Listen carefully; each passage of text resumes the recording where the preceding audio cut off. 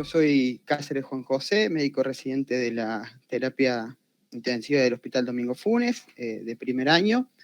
Nos reunimos nuevamente para una nueva clase interresidentes. Esta semana a mí me tocó un tema muy importante, muy resistido a veces en el estudio, como son los antibióticos, ¿sí? Muy importante en esta nueva época en donde las infecciones y el uso inadecuado de los antibióticos puede llevar a grandes problemáticas a futuro en cuanto a las resistencias de los mismos, de las bacterias hacia los mismos antibióticos, ¿sí? Bueno, vamos a hablar un poquito del contenido de lo que va a ser esta clase, ¿sí? Es bastante extensa, así que tomen asiento. Vamos a hablar primero de lo que es una definición de lo que es el antibiótico, o mejor dicho, antimicrobiano. Después vamos a hablar un poquito de las clasificaciones, ¿sí? Vamos a hablar un poco sobre lo que es el efecto sobre las bacterias de los antimicrobianos. Después, bueno, los principales mecanismos de acción, dentro de eso todas las clasificaciones. Luego, un poco de lo que es farmacocinética y farmacodinamia. Y por último, algunas particularidades que se dan en los pacientes que se encuentran en las unidades de cuidados intensivos, es decir, los pacientes en estado crítico, ¿sí? Que tienen algunas particularidades en cuanto a los pacientes ambulatorios. Bueno, vamos primero con lo que es la definición, ¿sí? Un antimicrobiano es aquella sustancia química que es capaz de inhibir el crecimiento o destruir los microorganismos que están produciendo una infección sin producir un efecto tóxico sobre las células del huésped, ¿sí? Esta es la principal definición. Bueno, después vamos a hablar un poquito de las clasificaciones. ¿Cómo se van a clasificar los antibióticos? Van a tener tres principales formas de clasificarse, ¿sí? Una, que es la clasificación según el mecanismo de acción, ¿sí? Que lo va a subdividir en muchos grupos, que es la principal en la que nos vamos a basar en esta clase. Después vamos a tener otra clasificación según cuánto afecte a la bacteria, ¿sí? Y por último tenemos una clasificación según lo que es la farmacocinética y la farmacodinamia del antimicrobiano, ¿sí?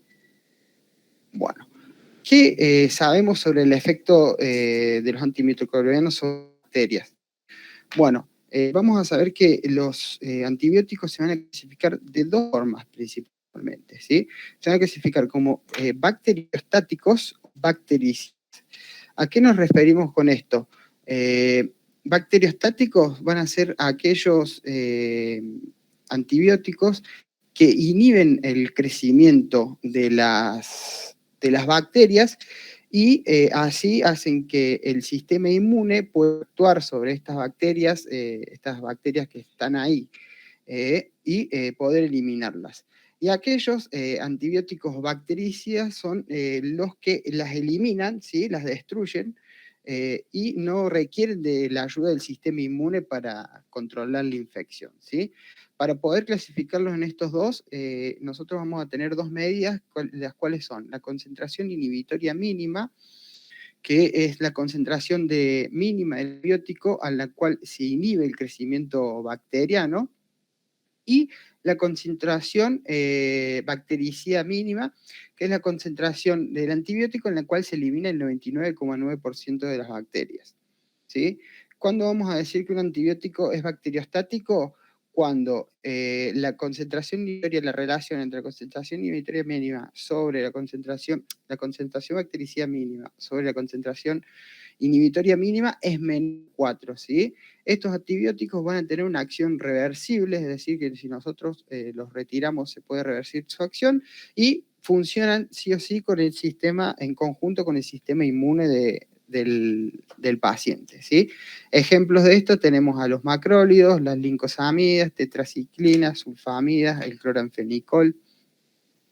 Y luego tenemos los bactericidas, ¿sí? En donde la concentración bactericida mínima y la relación sobre la concentración inhibitoria mínima es mayor a 4.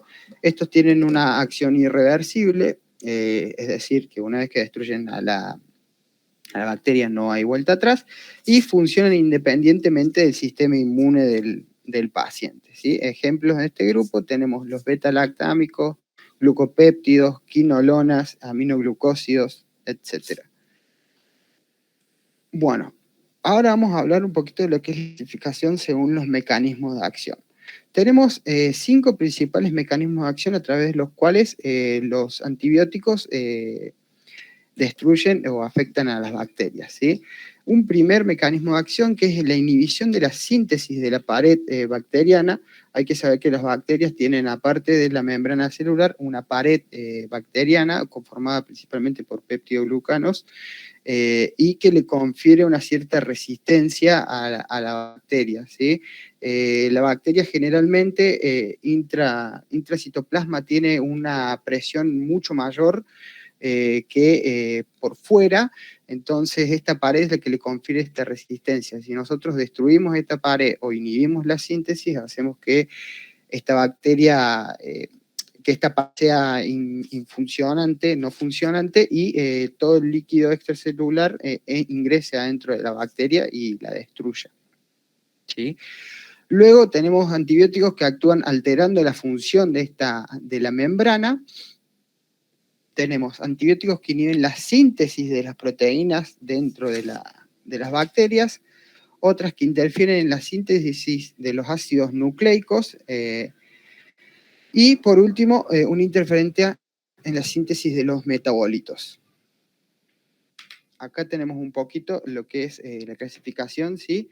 Primero, los inhibidores de la síntesis de pared, que bloquean la síntesis y la reparación, donde tenemos los beta-lactámicos, glucopéptidos, cefalosporina, carbapenem, ¿sí? Después tenemos aquellos que afectan a la membrana celular, ¿sí? En donde producen pérdidas selectivas y la permeabilidad, haciendo que ingrese el agua y algunas otras sustancias.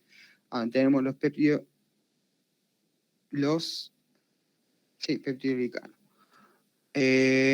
Luego tenemos aquellos que inhiben la replicación, inhiben la formación de los ácidos nucleicos, si bien digo, inhibiendo la replicación y la transcripción a través de la ADN girasa, donde tenemos quinolonas, rifampicinas y nitrofuranos, una nitrofurantoína. Después tenemos los que inhiben la síntesis de las proteínas. Aquí pueden inhibir tanto la subunidad 50S del ribosoma como la unidad 30S. En este grupo tenemos macrólidos, lincosaminas, aminoglucósidos, tetraciclina. Y por último, la síntesis citoplasmática de lo que es el ácido fólico, ¿sí? En donde actúan las sulfonamidas principalmente. Ya vamos a hablar de cada uno de los grupos, ¿sí? Bueno, en lo que es la síntesis de la pared bacteriana, nosotros vamos a tener 3 fases principales, ¿sí? Tenemos una primera fase que se produce dentro del citoplasma, en donde se forman todo lo que son los precursores de la pared, ¿sí? Los antibióticos que van a actuar en esta fase van a ser la fosfomicina y la cicloserina. Luego tenemos una fase de transporte en donde se pasa del citoplasma hacia la pared celular, estos precursores que se formaron, ¿sí? El antibiótico que actúa principalmente en esta fase es la bacitracina. Y por último tenemos la fase de organización, en donde se unen los precursores y se forma el peptidoglicano finalmente, que actúan principalmente los beta-lactámicos y los glucopéptidos. Bueno, los beta-lactámicos. Los beta-lactámicos son un gran grupo de antibióticos, ¿sí? Que como dijimos recién, actúa a través de la inhibición en la síntesis de la pared celular, ¿sí? Dentro de los beta-lactámicos, a su vez, tenemos 5 grupos de antibióticos, ¿sí? Las penicilinas, las cefalosporinas, los carbapenems, los monoactámicos y, por último, los inhibidores de la beta-lactamasa, que por sí solo no tienen un efecto antibiótico, pero que asociados a otras penicilinas producen un aumento del espectro antimicrobiano del antibiótico y así puedan cubrir mayor cantidad de gérmenes. Bueno, dentro de las penicilinas, a su vez, tenemos varios subgrupos también.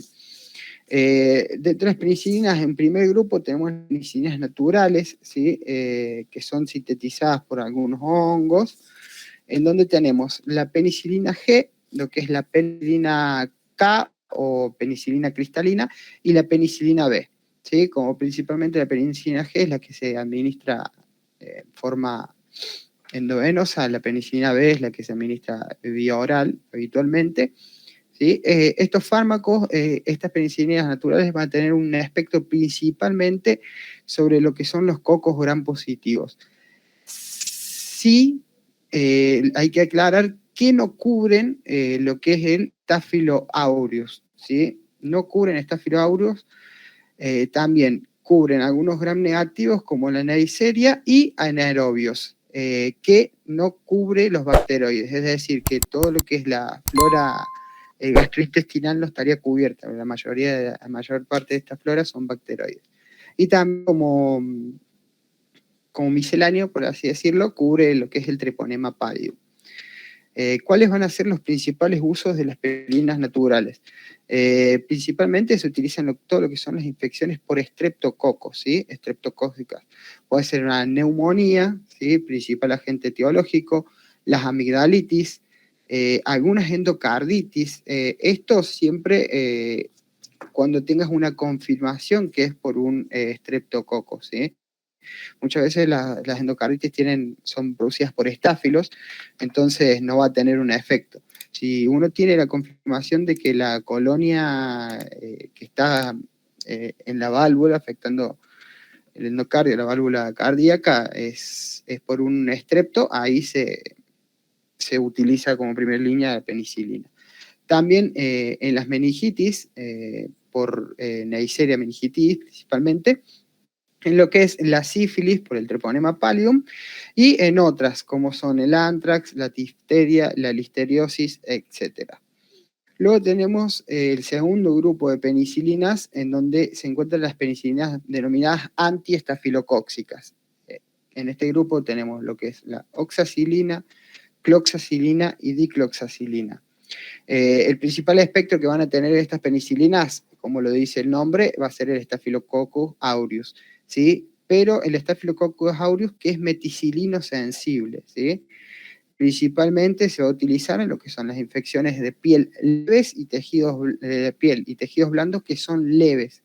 Si nosotros pensamos que es una infección un poquito más complicada, más grave, preferimos otro tipo de antibiótico antes que las penicilinas antistafilocócicas. En el tercer grupo tenemos lo que se denominan aminopenicilinas, en donde tenemos como referentes la amoxicilina, que se encuentra en presentación bioral, y la ampicilina, que se encuentra en presentación endovenosa. El espectro de las aminopenicilinas va a mantener todavía un espectro contra los cocos gram positivos, y se aumenta lo que es el espectro contra los gram negativos. Acordemos que antes tenía solamente contra Neisseria, lo que son las penicilinas naturales. En este grupo ya tenemos gram negativos y principalmente los que son las enterobacterias, como son la E. coli, Proteus mirabilis, la Salmonella y la Shigella. Lo que sí cabe aclarar es que no cubre Klebsiella, ¿sí? No cubre lo que es la Klebsiella. Y también cubre patógenos respiratorios como son el Haemophilus influenzae o la Moraxella catarrhalis. ¿Cuáles van a ser los usos de estas aminopenicilinas? Principalmente infecciones del tracto respiratorio, ya no van a ser solo lo que es infección neumonía, lo que es estreptococo, sino también vamos a incluir sinusitis, toda la vía aérea, porque ya cubrimos lo que es Haemophilus influenzae y el resto de las bacterias que son saprófitas de estos lugares. También la meningitis, principalmente la ampicilina la cubre.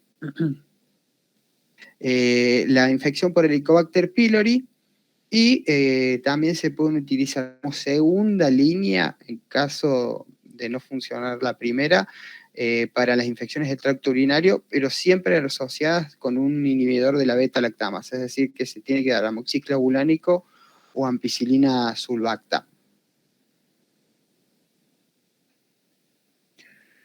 Por último, tenemos lo que son el último grupo de penicilinas, que son las penicilinas denominadas pseudomonas también, ¿sí? Que tenemos las carboxipenicilinas y la ureidopenicilinas. Las carboxipenicilinas tenemos principalmente la ticarcilina y la que más uso hospitalario común tenemos, que es la piperacilina.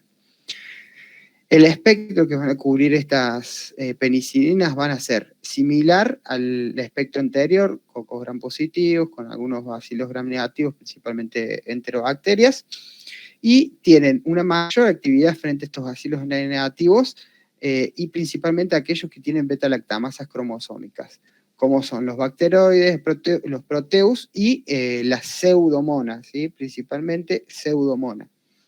¿Cuáles van a ser los principales usos de estas penicilinas? Bueno, paciente con una neutropenia febril, todo lo que son las infecciones asociadas al cuidado de salud, tanto de piel y tejidos blandos como neumonías, ¿sí? Infecciones abdominales complicadas, ¿sí? En caso de que no sean complicadas, se opta por una ampicilina antes que una piperacilina. Infecciones de piel y tejidos blandos que también se sospeche que sean por pseudomonas, como un pie diabético. Bueno. Luego vamos a tener el otro gran grupo de antibióticos dentro de los betalactámicos, que van a ser las cefalosporinas, ¿sí? Las cefalosporinas también se dividen en subgrupos, tenemos 5 generaciones, ¿sí? La primera generación de cefalosporinas, en donde tenemos como referentes la cefalosolina por vía oral y la cefalotina endovenosa, que van a cubrir estas cefalosporinas, principalmente cocos gram positivos. Menos los enterococos que presentan una resistencia natural, y bacilos gram negativos. ¿Cuáles van a ser los principales usos? Infecciones del tracto urinario provocadas por los bacilos gram negativos entéricos, las infecciones por Staphylo aureus, esta diferencia de las penicilinas naturales en primer grupo, sí cubre Staphylo aureus, y infecciones de vía biliar. Estas infecciones de vía biliar también se utilizan porque tienen una muy buena eliminación por esta vía, entonces son de elección en muchas ocasiones. Bueno, las cefalosporinas de segunda generación, donde tenemos como referentes la cefuroxima, la cefoxitin o el cefotetam, en donde tenemos un espectro que disminuye contra los cocos gram positivos, se mantiene todavía contra lo que serían las enterobacterias, los principales bacilos gram negativos, y aumenta este cubrimiento para los bacilos negativos, tanto como incluyendo bacteroides y lo que son las moraxelas. Los principales usos también son infecciones del tracto urinario, infecciones del tracto respiratorio, la cefuroxima se usa principalmente, e infecciones intraabdominales. No son muy utilizados en el medio las cefalosporinas de segunda generación. Las de tercera generación, en donde tenemos como tipo la ceftriaxona, la ceftazidima, la cefotaxima, el espectro que tienen estas cefalosporinas ya es cubrimiento de bacterias, principalmente Neisseria, se le suman los anaerobios, el Haemophilus influenzae, y cabe destacar también que la ceftazidima es la única cefalosporina de tercera generación que cubre la pseudomona también. ¿Cuáles van a ser los principales usos de estas cefalosporinas? Bueno, lo que es una meningitis por gram negativos, lo que es la afección por Neisseria gonorrhoeae, la gonorrea, algunas infecciones ginecológicas y las infecciones de tracto urinario que tienen resistencia a otros antibióticos, ¿sí? Esto no hay que usarlo como primera línea en infecciones de tracto urinario porque aumentan la resistencia, principalmente aquellos que indican ceftriaxona para las ITUS como primera línea, digamos, ¿sí? Y la cuarta generación de cefalosporinas, que es el cefepime, en donde tiene un espectro principalmente para gram negativos, también enterobacterias, también cubre Pseudomonas aeruginosa, Neisseria, Moraxella, Haemophilus e influenzae. A esta generación también hay que agregarle que cubre, a diferencia de los otros, vuelve a tener espectros sobre lo que es el Staphylo aureus y el Streptococcus pneumoniae. Este antimicrobiano es de reserva y se utiliza principalmente para infecciones nosocomiales, infecciones por gérmenes multidrogo resistentes, como ser infecciones de tracto urinario, neumonías intraabdominales o infecciones por Staphylo aureus meticilino resistente. La quinta generación no la coloqué porque son drogas que también se utilizan principalmente para Staphylococcus aureus meticilino resistente y no son muy comunes en el medio. Bueno, después vamos a tener el otro grupo de los antibióticos beta-lactámicos. Tenemos los carbapenem, ¿sí? Los carbapenem son un grupo de antibióticos que tiene un espectro muy amplio. Son dos grupos divididos, ¿sí? Un primer grupo que es el ertapenem, donde está el penem, y un grupo 2 donde tenemos meropenem, doripenem e imipenem. ¿Sí? Como dije recién, tiene un amplio espectro tanto para gram positivos como para gram negativos y anaerobios. Lo único que no cubren estos carbapenems, como para así resumirlo, porque es más fácil decir lo que no cubren que lo que sí cubren, son la Stenotrophomonas maltófila, porque tiene dos carbapenemasas en su ADN, o sea que son resistentes naturalmente, la Burkholderia cepacia, el Enterococcus faecium y el Staphylococcus aureus meticilino resistente. ¿Cuál va a ser el uso principal de los carbapenémicos? Y son los usos en infecciones por bacterias multidrogo resistentes o multiresistentes, y como para destacarlo, el doripenem es el antibiótico ideal que se tiene que dar en lo que es la pancreatitis. Bueno, después tenemos los que son los inhibidores de la beta-lactamasa, ¿sí? ¿Qué son las beta-lactamasas? Son enzimas que producen algunas de estas bacterias que lo que hacen es inhibir la acción de estos antibióticos. No los dejan pasar o no pueden realizar su efecto sobre la pared celular, ¿sí? Tenemos tanto beta-lactamasas que son plasmídicas, que se encuentran en el citoplasma, como cromosomales. Dentro de este grupo tenemos lo que es el sulbactam, el ácido clavulánico, el tazobactam y el labiobactam, ¿sí? Hay que destacar que el labiobactam es el único que inhibe las beta-lactamasas a nivel cromosomal, ¿sí? Estos se dan en combinación con algunas cefalosporinas o penicilinas. Las combinaciones ideales van a ser en la ampicilina sulbactam, en donde al espectro ya nombrado de la ampicilina se le va a sumar cubrimiento de Staphylococcus aureus, Haemophilus influenzae, enterobacterias y anaerobios. Es decir, que también se van a utilizar la ampicilina sulbactam en lo que son infecciones de tracto respiratorio, piel, ginecológicas y abdominales. Abdominales, que dijimos recién, no complicadas, ¿sí?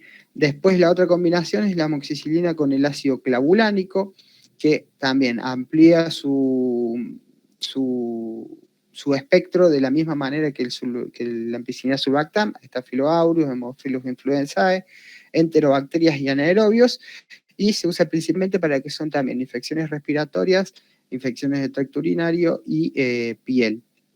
¿Sí? Y bueno, la piperacilina tazobactam, que ya lo nombramos cuando estábamos en las penicilinas, ¿sí?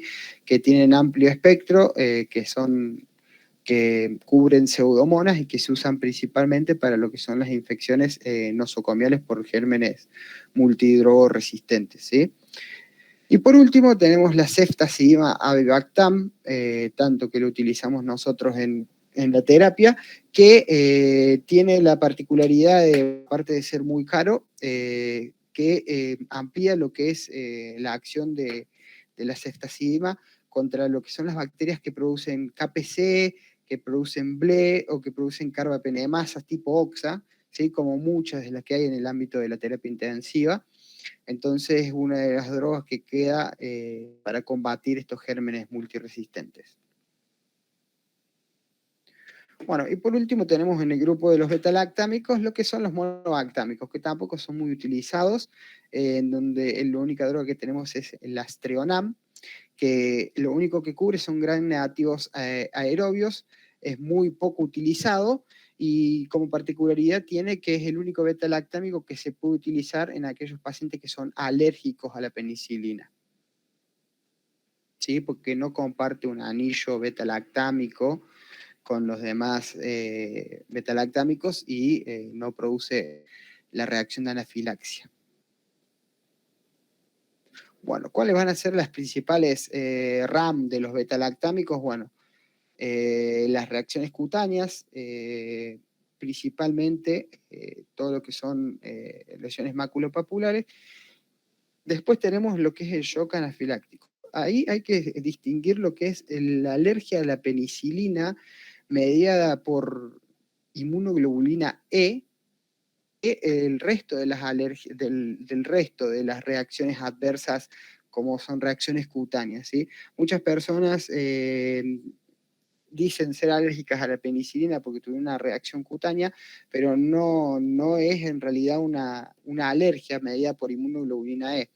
En este caso, si nosotros no tenemos una confirmación de esta reacción adversa, de esta reacción alérgica por inmunoglobulina E mediada, nosotros podemos dar otros beta-lactámicos al paciente. No que sean penicilinas, pero sí se pueden dar cefalosporinas, se pueden dar carbapenems, ¿sí?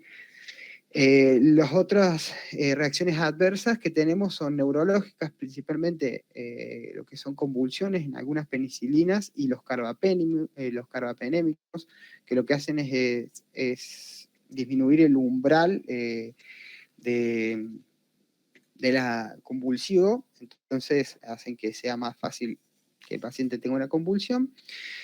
Pueden tener afectación biliar, como dijimos, las cefalosporinas de tercera generación pueden producir estasis biliar, principalmente lo que son los neonatos, por eso no se indican, y otras comunes como son las gastrointestinales, algunas hematológicas, afección renal, etc. Bueno, los otros fármacos que también actúan a nivel de la pared, tenemos lo que son los glucopéptidos. En este grupo el fármaco típico es la vancomicina, pero también tenemos teicoplanin. ¿Cuáles van a ser los espectros principales de estos glucopéptidos? Tenemos que van a afectar principalmente a granos positivos, ¿sí? Sobre todo a lo que es el Staphylococcus aureus mesticilino resistente, algunos enterococos, los streptococos y el Clostridium, ¿sí?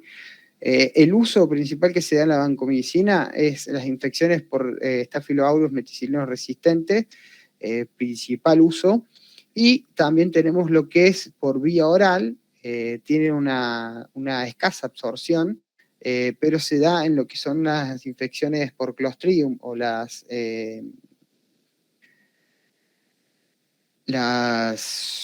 infecciones por Clostridium, no me sale el nombre en este momento de la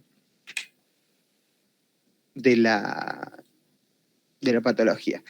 Las principales RAM que vamos a tener en la vancomicina, bueno, en cuanto a la velocidad de infusión, hay que saber que no se puede infundir rápidamente la vancomicina porque provoca una liberación masiva de histamina y con ello llevar a lo que se denomina síndrome de hombre rojo.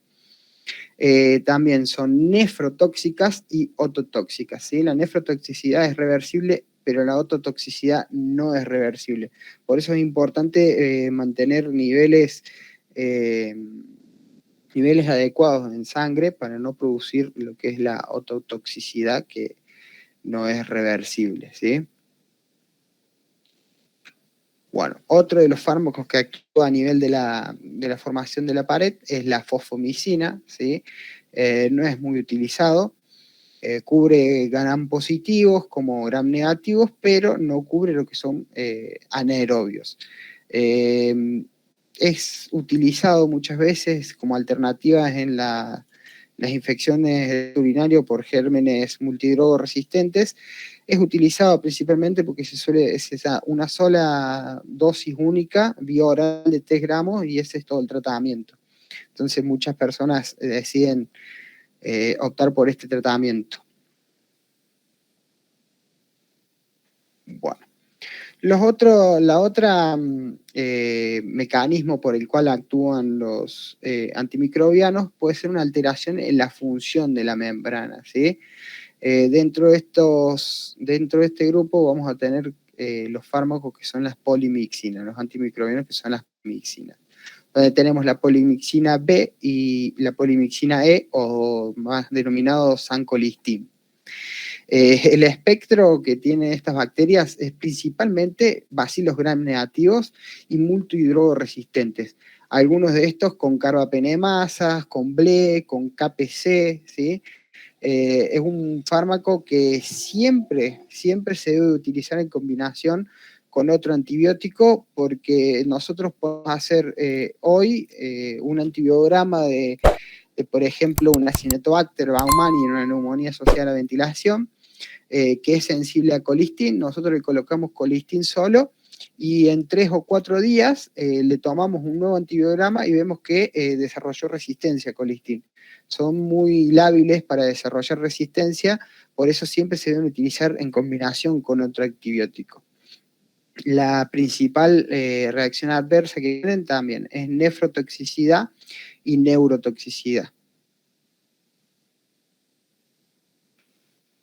Bueno, después el otro lugar donde van a tener efecto los antimicrobianos va a ser en lo que es la síntesis de las proteínas, ¿sí? Esto vamos a tener dos lugares de acción, ¿sí? Lo que es la subunidad 30S del ribosoma, en donde los fármacos que van a actuar allí son los aminoglucósidos y las tetraciclinas, y luego tenemos la subunidad 50S, en donde actúan los macrólidos, las lincosaminas o clindamicina, el cloranfenicol y el linesolid.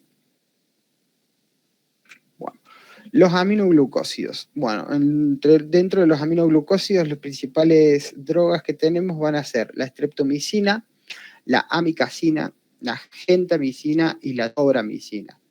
¿Sí? Hay que destacar que estos antibióticos son concentración dependientes, ¿sí? No es necesario que este antibiótico mantenga una concentración inhibitoria mínima a lo largo del tiempo, sino con que llegue a una concentración adecuada, alta, mantiene su efecto antibiótico por mucho tiempo, por eso tiene un efecto post-antibiótico. ¿Sí? Y también tienen un efecto sinérgico con lo que son los inhibidores de la síntesis de la pared. Es decir, muchas veces podemos hacer una combinación con algunas cefalosporinas o algunos beta-lactámicos.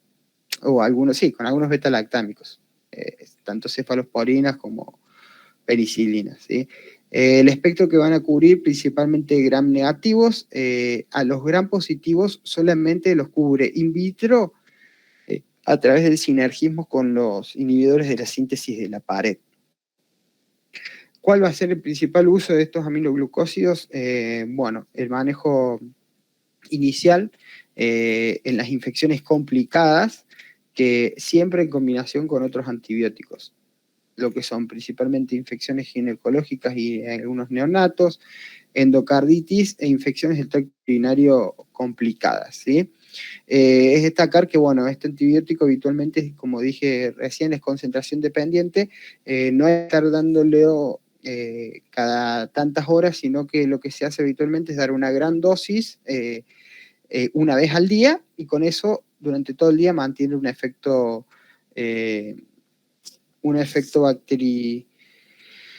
bactericida durante todo el día, por así decirlo, ¿sí? Las principales reacciones adversas que van a tener estos aminoglucósidos: ototoxicidad tanto vestibular como coclear, que es irreversible, nefrotoxicidad, y también en muy escasos casos pueden dar bloqueos neuromusculares. Bueno, los otros el otro grupo que inhibe la subunidad 30S son las tetraciclinas. 50S, perdón, son las tetraciclinas. Vamos a tener 3 generaciones de tetraciclinas, en donde tenemos la primera, que es la tetraciclina, ni bien dicho. En la segunda tenemos lo que es doxiciclina y minociclina. Y en la tercera generación tenemos lo que es la tigeciclina. ¿Sí? Estas bacterias, estos antibióticos tienen un espectro amplio también, cubren tanto bacterias gram positivas y gram negativas, aerobias y anaerobias. Cocos bacilos gram negativos como la brucela, bordetella y la rickettsia, espiroquetas, bacterias atípicas y micobacterias. ¿Cuáles van a ser los principales usos de estas ciclinas? Bueno, van a ser todo lo que son infecciones respiratorias bajas, como las neumonías típicas y atípicas, infecciones de piel y tejidos blandos y abdominales, gérmenes multidrogoresistentes, enfermedades de transmisión sexual como segunda opción en caso de alergia a penicilinas, y principalmente para lo que son las zoonosis también, ¿sí? La doxiciclina se da para que son las enfermedades transmitidas por animales. ¿Cuáles van a ser las principales RAM de estos antibióticos? Bueno, son fotosensibles, ¿sí? Pueden dar falla hepática aguda y en ocasiones también falla renal. Produce decoloración de los dientes y alteraciones óseas en los niños. Por eso no se indica en niños menores de 8 años. Bueno, los otros inhibidores de la síntesis de proteína tenemos los macrólidos, ¿sí? Entre los macrólidos tenemos lo que es la eritromicina, la claritromicina y la acitromicina, ¿sí? El espectro principal de estos macrólidos va a ser cocos gram positivos y negativos, gérmenes atípicos, bacilos gram positivos y negativos aerobios. No cubre, son anaerobios. ¿Para qué se van a utilizar principalmente? Lo que son las infecciones respiratorias, infecciones de piel y tejidos blandos, enfermedades de transmisión sexual, las micobacterias, Helicobacter pylori también, el Campylobacter jejuni, la difteria y la tosferina. Las principales RAM que van a tener estos macrólidos, bueno, son hepatotóxicos, producen diarrea, pueden dar colitis pseudomembranosa, ahí me acordé el nombre de infección por Clostridium difficile, prolongación del QT, hay que tener cuidado con esto, y reacciones de hipersensibilidad. Hay que tener mucho cuidado con la indicación habitual de estos antibióticos para lo que son las infecciones respiratorias atípicas, que se suelen dar de manera corriente, y lo principal en esto es que nosotros seguimos viviendo en una zona en donde sigue habiendo tuberculosis, aunque no lo creamos, y estas drogas quedan como segunda línea en caso de que la micobacteria sea resistente a los antituberculostáticos de primera línea, y si nosotros lo usamos a rolete, al antibiótico, vamos a generar una resistencia a las únicas drogas que tenemos para poder actuar en caso de resistencia a las de primera línea. Así que hay que tener un poquito más cuidado en la prescripción de los macrólidos también. Y después tenemos lo que son las lincosaminas y la clindamicina, ¿sí? Donde tienen un espectro principalmente para cocos gram positivos, exceptuando lo que es el enterococo. También cubre anaerobios, enterobacterias, algunos y parásitos. ¿Sí? El principal uso de la clindamicina es infecciones de piel y tejidos blandos. También se utiliza para lo que es la infección por el Staphylococcus meticilliano resistente, infecciones intraabdominales y ginecológicas. La principal RAM va a ser la diarrea, por Clostridium difficile también, y reacciones de hipersensibilidad. Bueno, los otros antibióticos que también tenemos que no son de uso común, tenemos el Linezolid, que es activo principalmente frente a cocos gram positivos y es de uso en gérmenes multidrogo resistentes, principalmente lo que es el Staphylo aureus meticilino resistente, que tiene como principal RAM y preocupante la mielosupresión, y el cloranfenicol, que se utiliza en algunas neuroinfecciones, en la rickettsiosis y en la fiebre tifoidea, si no hay otra opción. Y como RAM tiene anemia aplásica. Bueno, luego tenemos el otro mecanismo donde van a actuar los antibióticos, que va a ser en interferencia en la síntesis de los ácidos nucleicos o del ADN, ¿sí? En donde tenemos a las quinolonas, ¿sí? Estas quinolonas también se dividen en generaciones. Tenemos una primera generación donde está el ácido nalidíxico, poco utilizado, una segunda generación que son la ciprofloxacina y la norfloxacina, y una tercera generación que mal llamada quinolonas respiratorias, donde tenemos la levofloxacina, la moxifloxacina y la gatifloxacina. ¿Cuáles van a ser los espectros de estas quinolonas? Bueno, en las quinolonas de primera generación tenemos un espectro principal entre enterobacterias, Haemophilus y cocos gram negativos, como la Neisseria y la Moraxella. La segunda generación tenemos el mismo espectro que la primera, extendiéndose a cocos gram positivos, principalmente Staphylo aureus, y bacilos gram negativos no entéricos, como la Pseudomonas, ¿sí? Y la tercera generación, que tiene un buen cubrimiento de bacilos de cocos gram positivos, de bacterias anaerobias, de micobacterias y de bacterias atípicas. Es por eso que se denominan quinolonas respiratorias, porque cualquier afectación que nosotros tengamos a nivel pulmonar, sea por una micobacteria, por una bacteria típica o por los gérmenes típicos que son el estreptococo, neumonía, el coco gram positivo, van a estar cubiertos por estas drogas, ¿sí? ¿Cuáles van a ser los principales usos? Bueno, desde primera generación se utiliza en infecciones de tracto urinario y diarreas. Desde segunda generación también es infecciones de tracto urinario, diarreas, y también se le agregan piel y tejidos blandos y algunas infecciones de transmisión sexual. Y la tercera generación se usa en lo que son las neumonías adquiridas de comunidad, en la piel y tejidos blandos, en las enfermedades de transmisión sexual, en la peste y en el anthrax también. Las principales RAM de estas quinolonas van a ser gastrointestinales, ¿sí? En el síndrome en el sistema nervioso central, convulsiones o delirios, también prolonga lo que es el QT, y esta reacción típica, que es la ruptura del tendón con predilección por el tendón de Aquiles. Por último tenemos colgada la trimetopima sulfamethoxazol, mejor llamado Bactrim. Este antibiótico tiene también un amplio espectro, la mayoría de los gérmenes, exceptuando anaerobios, ¿sí?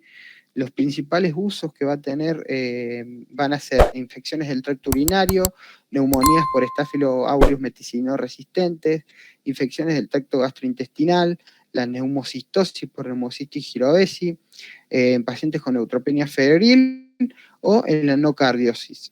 Los principales efectos adversos van a ser afectaciones cutáneas también, la nefrotoxicidad y, bueno, evitar en pacientes embarazadas porque son altamente teratogénicos. Bueno, vamos a hablar un poquito de lo que es la farmacocinética, ¿sí? Ya hablamos un poquito de lo que es recién en cuanto a la concentración inhibitoria mínima, la concentración bactericida, ¿sí? Acá tenemos un poquito de lo que es la curva del antibiótico. Tenemos un eje en la concentración y en el otro eje el tiempo en horas, ¿sí? Esta liñita que está punteada es lo que se denomina concentración inhibitoria mínima. Nosotros cuando administramos el antibiótico vemos que la concentración del antibiótico sube rápidamente, ¿sí? Hasta una concentración máxima, ¿sí? Y luego va descendiendo con el tiempo a medida que pasa el tiempo, ¿sí? Nosotros, ¿qué es lo que vamos a distinguir acá en la farmacocinética? Es lo que dijimos anteriormente, lo que son los bacteriostáticos y no, perdón. los bacteriostáticos y los bactericidas, sí, así me digo.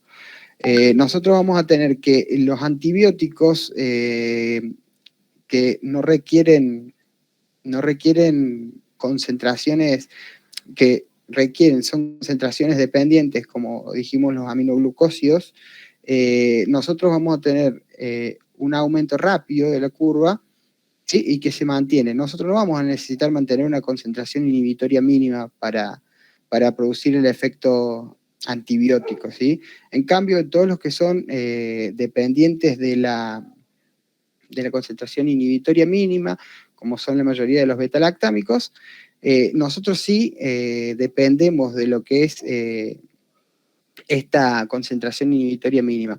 Es por eso que nosotros administramos una dosis y cuando está cayendo y está por acercarse a la concentración inhibitoria mínima, necesitamos administrar otra para volver a subir y así nunca encontrarse por debajo de la concentración inhibitoria mínima en lo que es el tiempo y mantener el efecto bactericida durante todo el tiempo, ¿sí?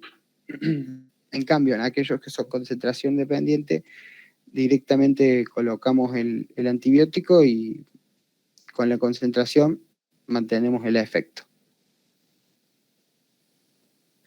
Y después vamos a hablar un poquito de lo que es la farmacodinamia, ¿sí? Para la farmacodinamia vamos a dividir los antibióticos en dos grandes grupos, ¿sí? Antibióticos que son lipofílicos, es decir, que difunden a través de los lípidos. En estos grupos tenemos lo que son los macrólidos, las fluoroquinolonas, las tetraciclinas, el cloranfenicol y la rifampicina. Vamos a saber que estos antibióticos van a tener un volumen de distribución muy amplio, ¿sí? Porque difunden a través de todas las membranas celulares, son activos también contra los microorganismos intracelulares porque pueden atravesar la membrana celular, y que la mayoría de estos antibióticos tienen lo que es un metabolismo hepático. No todos, pero la gran mayoría presentan un metabolismo hepático. Y luego tenemos los otros grupos de antibióticos que son los hidrofílicos, es decir, que tienen predilección por el agua, no pueden atravesar lípidos, en donde tenemos los beta-lactámicos, penicilinas, cefalosporinas, carbapenems, monobactem, los glucopéptidos y los aminoglucósidos, ¿sí? Estos antibióticos van a tener un volumen limitado de distribución, porque no pueden atravesar todas las barreras y no pueden difundir de forma pasiva. No van a tener acción contra microorganismos intracelulares, como son la Legionella, Rickettsia, Clamidia y las micobacterias, y la mayoría tienen un metabolismo y una eliminación principalmente por vía renal. Bueno, ¿cuáles son las particularidades que vamos a tener en cuenta nosotros a la hora de dar antibióticos en los pacientes críticos, ¿sí? Hay que saber que los pacientes críticos presentan lo que es una farmacocinética distinta de los pacientes ambulatorios o los pacientes internados en clínicas, ¿sí? Generalmente están infectados por gérmenes multidrogo-resistentes, ¿sí? Es decir, que no podemos estar utilizando antibióticos de bajo espectro, pero tampoco tenemos que estar usando amplio espectro porque me parece. ¿Sí?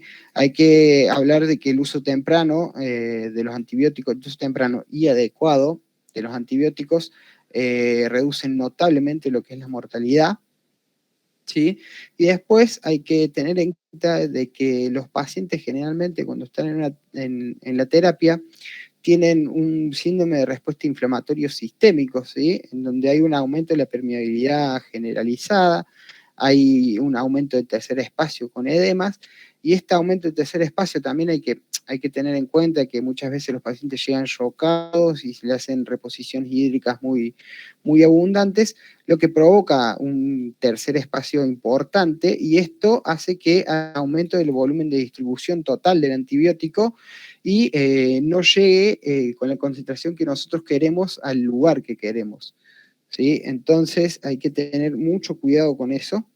También hay que tener en cuenta que la mayoría de los pacientes, por no decir casi el 80% de los pacientes que se encuentran internados en una unidad crítica, presentan hipoalbuminemia, y que la gran mayoría de los antibióticos viaja también con con la albúmina, ¿sí?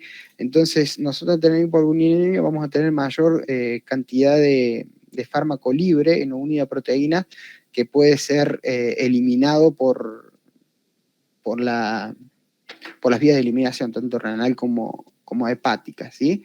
Y por último, tenemos que muchos de los pacientes tienen un clearance renal aumentado también, y esto provoca que, como dije, sea mayormente eliminado el antibiótico y no logremos tener las concentraciones que deberíamos en estos pacientes. Y eso es todo.